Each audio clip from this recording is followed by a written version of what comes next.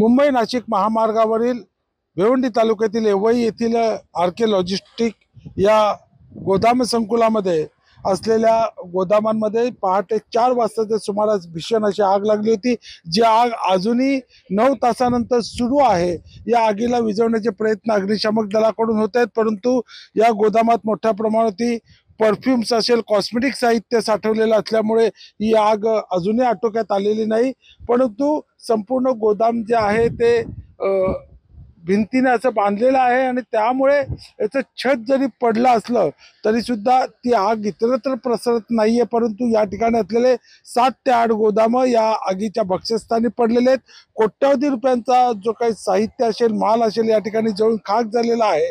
परंतु अजूनही ही जी आग आहे ही पूर्णतः विझलेली नाही।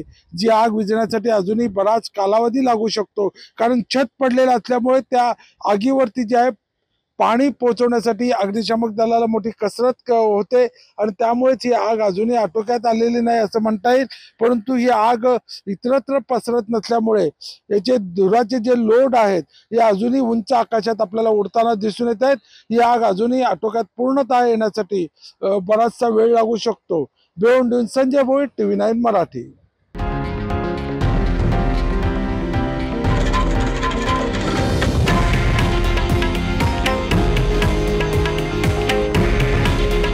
हे आहे देशातील नंबर 1 न्यूज नेटवर्क आणि आपण पाहत आहात TV9 मराठी।